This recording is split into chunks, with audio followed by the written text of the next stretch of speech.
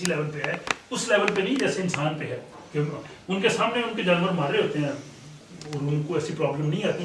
Human social creatures who have evolved live in groups and take relationship seriously. So when a relationship turns nasty or lover leaves us, these emotional forces come into play.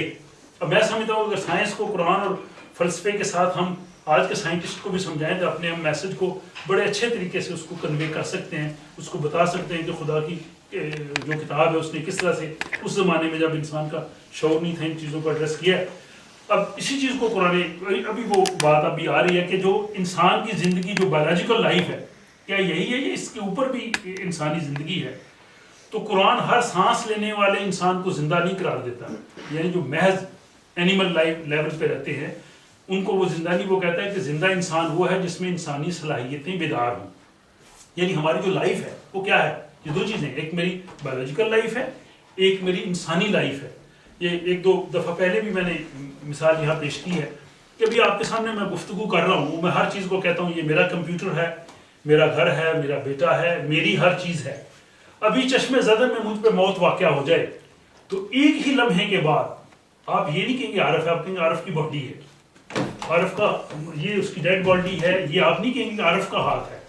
تو وہ میں کہاں چلا گیا, ابھی تو میں تھا, یہ میرا ہاتھ ہے, میرا گھر ہے, میں ہوں.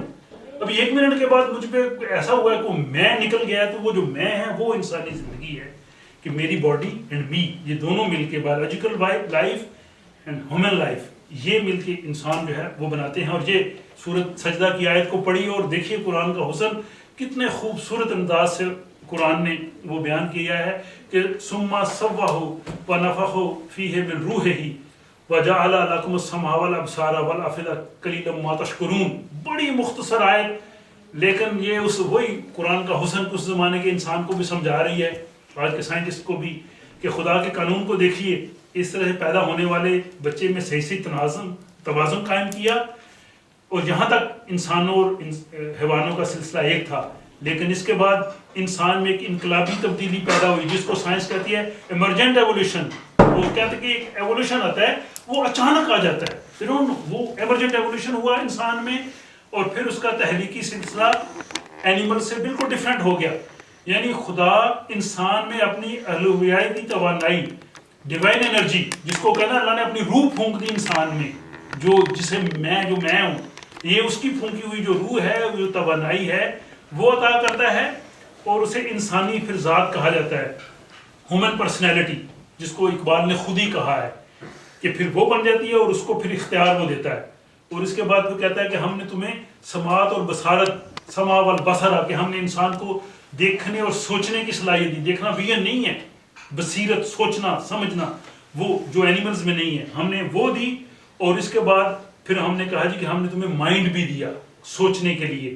اور یہ وہ لوگ ہیں قلیلا ما تشکرون, بہت کم لوگ اس پہ سوچتے ہیں اور اس صلاحیتوں کو عمل کر. تشکرون ہوتا ہے شکر کرنا. شکر کا مطلب یہ نہیں ہے یا اللہ تیرا شکر.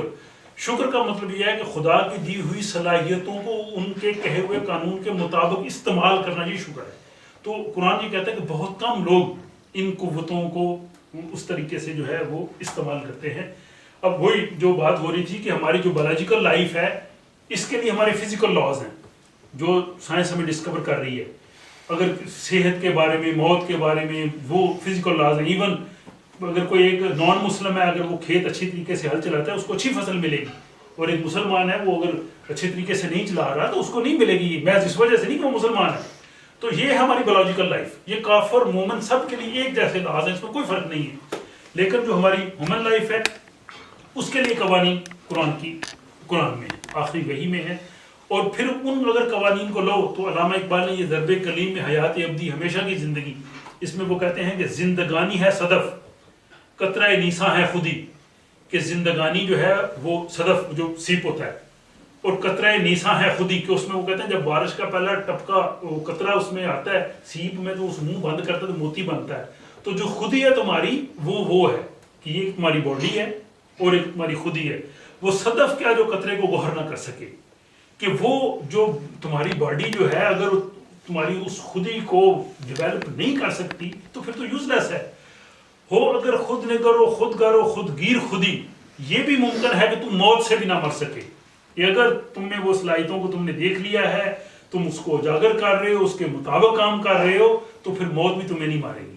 اور ہمارے سامنے مثال ہے کہ جن لوگوں نے زندگی اس طرح سے گزاری ان کا نام آج بھی زندہ ہے، لوگ جانتے ہیں انہیں، اور بے شمار لوگ ہمارے عہد میں زندہ ہیں، وہ اگر ہیں بھی ہیں تو کسی کو کوئی پتہ نہیں، وہ چلے بھی جائیں گے کوئی فرق نہیں پڑے گا۔ تو یہ حیات ابدی ہے۔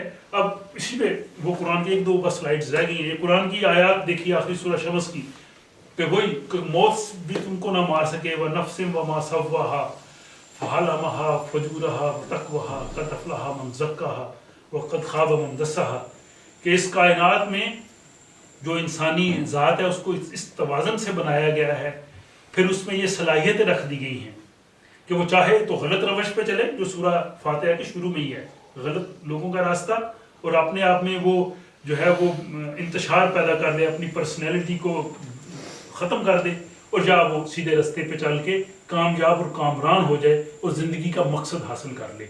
اور کامران وہی ہوتے ہیں کہ جو اس وحی کی زندگی کو لے کے چلتے ہیں۔